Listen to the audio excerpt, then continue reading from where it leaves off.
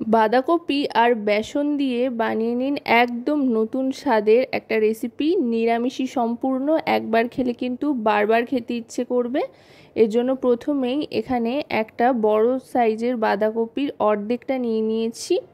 আপনারা যতটা বানাবেন তার উপরে নির্ভর করে বাঁধাকপির পরিমাণটা নেবেন। আর বাঁধাকপিটা কিন্তু অবশ্যই একদম মিহি করে কেটে সেদ্ধ করে জল ঝরিয়ে নিতে হবে। আমি আর এগুলো এখানে দেখালাম না, শুধু শুধু ভিডিওটা বড় হতো, সেই জন্য আমি একদম মিহি করে কেটে সেদ্ধ করে জলটা ঝরিয়ে নিয়েছি। তারপরে জলটা ঝরিয়ে একটু হাতে চটকে নিয়েছি যাতে একটু মজে আসে বাঁধাকপিটা, তাতে করে বানাতে সুবিধা হবে। তারপর কড়াইতে সাদা তেল গরম করে সাদা জিরে ফোড়ন দিয়ে বাঁধাকপি কুচিটা দিয়ে দিলাম।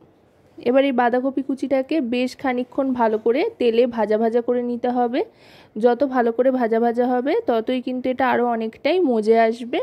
সেই জন্য আপনারা যতটা বানাবেন ভাববেন তার থেকে একটু বেশি বাঁধাকপি নেবেন, তাতে করে কিন্তু সুবিধা হবে। এবার হলুদ গুঁড়ো দিয়ে দিলাম পরিমাণ মতো।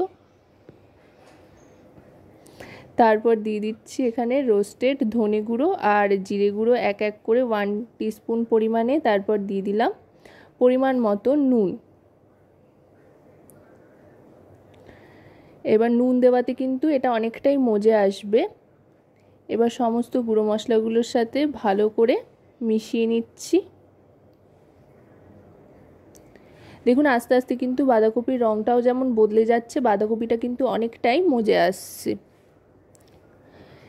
এবার গ্যাসের ফ্লেমটা একেবারে লোতে করে দিয়ে দিচ্ছি সামান্য একটু চিনি। চিনিটা দিয়ে ভালো করে মিশিয়ে নিচ্ছি। যেহেতু সম্পূর্ণ নিরামিষভাবে বানাচ্ছি তাই একটু চিনির ব্যবহার করলাম। এটা চাইলে আপনারা আমিষভাবেও বানাতে পারেন, তবে নিরামিষভাবে বানালেও কিন্তু দারুণ লাগে খেতে। ওদিকে বাঁধাকপিটা কড়াইতেই রয়েছে লো ফ্লেমে, আর এদিকে 1 কাপ মতো বেসন নিয়ে নিচ্ছি। এবার এই বেসনের মধ্যে দিয়ে দেব জল। 1 কাপ বেসনের সাথে 1 কাপের কিছুটা বেশি জল এখানে ব্যবহার করতে হবে। তবে গোটা জলটা কিন্তু একেবারে দেবেন না, অল্প অল্প করে দেবেন, তাতে করে বেসনের ঘোলটা তৈরি করতে সুবিধা হবে। বেশ পাতলা করে একটা ঘোল তৈরি করে নিতে হবে।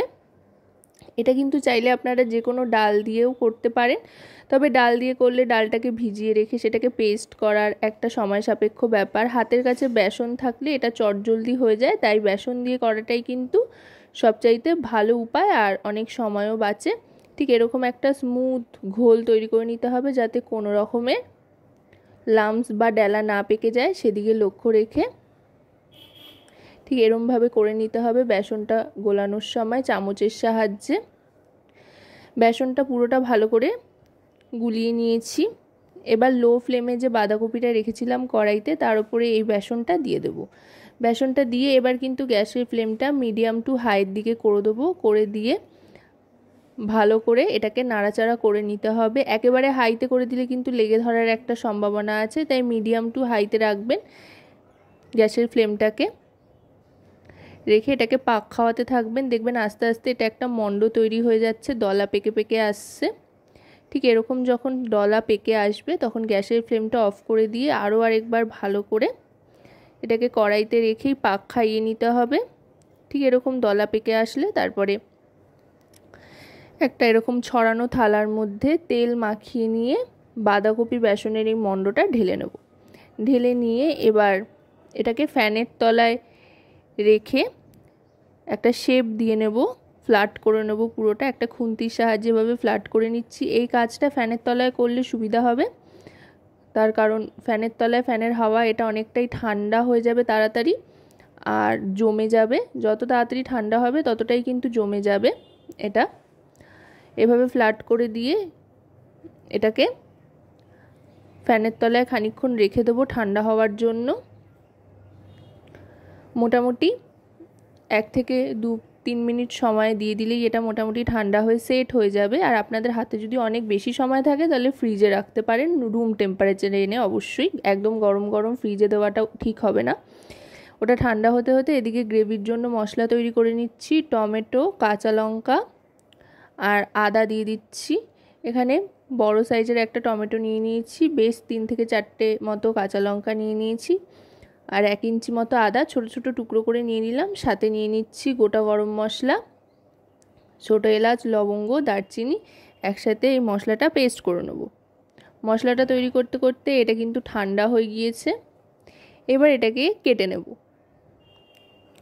আমি কিন্তু চৌকো চৌকো করে কাটছি। আপনারা চাইলে ধোকার শেপও দিতে পারেন, তাহলে বাঁধাকপির ধোকা হয়ে যাবে। চৌকো চৌকো করে কাটলেও কিন্তু দারুণ লাগে দেখতে, আর খেতেও একই রকম লাগবে, স্বাদের কিন্তু কোনো পরিবর্তন হবে না। তবে যেভাবেই কাটুন না কেন সেটা যাতে মাঝারি সাইজের হয়, খুব বেশি বড় বা খুব বেশি ছোট না হয়। ছোটোর দিকে গেলে সমস্যা নেই, সাইজটা ভাজতে বা তৈরি করতে খুব একটা কোনো সমস্যা হবে না, কিন্তু বেশি বড় হয়ে গেলে কিন্তু এগুলো ভাজতে সমস্যা হতে পারে, পরে গ্রেভিতে দিলেও কিন্তু দেখতে খুব একটা ভালো লাগবে না। সেই জন্য মিডিয়াম থেকে ছোটোর দিকেই সাইজটা রেখে বানালে কিন্তু বেশি সুবিধা হয়। আমি এরমভাবে প্রত্যেকটা টুকরো তৈরি করে নিয়েছি। এগুলো কিন্তু একেবারে সেট হয়ে গিয়েছে। এবার এগুলোকে বেশ কড়া করে লালচে করে সাদা তেলে দিয়ে ভেজে নিতে হবে। একটা একটা করে দিয়ে দিচ্ছি সাদা তেলে ভাজার জন্য।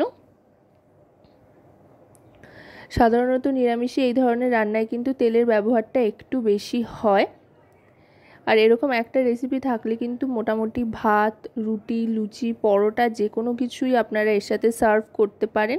আর নিরামিষি দিনগুলোতে কারোরই মুখ ভার হয় না। বেশ নতুন স্বাদের একটা ইউনিক রেসিপি। একঘেয়ে বাঁধাকপির তরকারি খেতে কিন্তু ভালো লাগে না।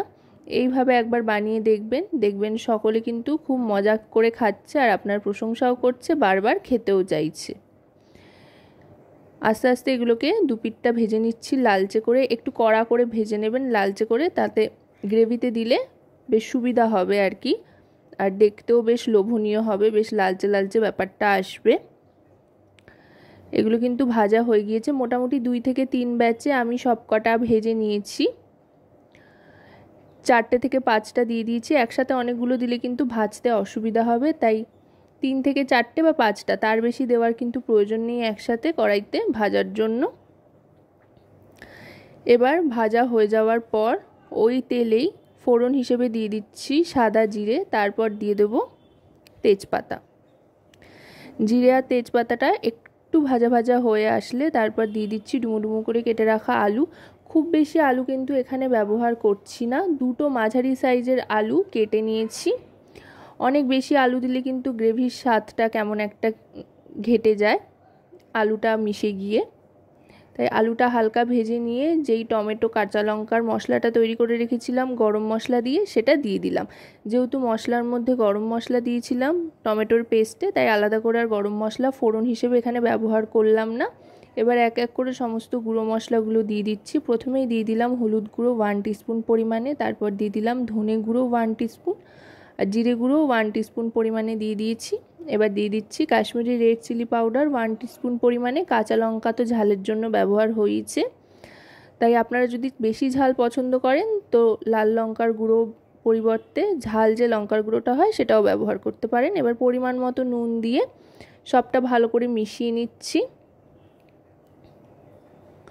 দেখুন দারুণ সুন্দর একটা রং কিন্তু আসতে আরম্ভ করেছে। এবার ঢাকনা চাপা দিয়ে লো ফ্লেমে মোটামুটি 5 থেকে 6 মিনিট অপেক্ষা করতে হবে। 5 থেকে 6 মিনিট বাদে ঢাকনাটা সরিয়ে নিলাম। দেখুন খুব সুন্দর কিন্তু তেল ছেড়েছে গ্রেভির থেকে, আর আলুগুলোও খুব ভালোভাবে সেদ্ধ হয়ে গিয়েছে। দেখতে যেমন ভালো লাগছে, অসাধারণ একটা গন্ধও কিন্তু আসছে। বাড়িতে বানালে সেটা অবশ্যই আপনারা বুঝতে পারবেন। একেবারে কষে এসছে, দেখুন দারুণ সুন্দর একটা টেক্সচার চলে এসছে। এবার এর মধ্যে জল দিয়ে দেবো। বেশ অনেকটা পরিমাণেই জলটা দিলাম। গ্রেভিটা একটু হবে, তার কারণ কি না বাঁধাকপির যে ধোকা বা বেসন বাঁধাকপির যেটা বানিয়েছি সেটা কিন্তু একটু জল টানবে, তাই জলটা একটু বেশি করে দিলাম। ঝোলটা ফুটে উঠলে পরিমাণ মতো চিনি আর শাহি গরম মশলার গুঁড়ো 1/2 টিস্পুন পরিমাণে দিয়ে দেব। দিয়ে ভালো করে ফুটিয়ে নেব। ফুটিয়ে নেওয়ার পর এই যে বাঁধাকপি আর বেসনের ধোকা মতো যেগুলো বানিয়েছি সেগুলো এক এক করে দিয়ে দেব। এগুলো দিয়ে কিন্তু খুব বেশি ফোটানোর দরকার নেই, এগুলো থাকতে থাকতেই এগুলোর মধ্যে রসটা ঢুকে যাবে, আর এগুলো এমনিই খেতে প্রচণ্ড টেস্টি হয়। তাই এগুলো দিয়ে আলতো হাতে একটু নাড়াচাড়া করে নেব। করে নিয়ে গ্যাসের ফ্লেমটা অফ করে ঢাকনা চাপা দিয়ে দেব 1 মিনিটের জন্য। 1 মিনিট বাদে ঢাকনাটা সরিয়ে নিচ্ছি। দেখুন ওপর দিয়ে কি সুন্দর তেলটা ভেসে উঠে লাল লাল একটা টেক্সচার এসছে। এবার সার্ভ করে দিচ্ছি। আশা করব রেসিপিটি আপনাদের ভালো লাগবে। ভালো লাগলে অবশ্যই রান্নাবাটি চ্যানেলটিকে সাবস্ক্রাইব করে আমাদের পাশে থাকবেন।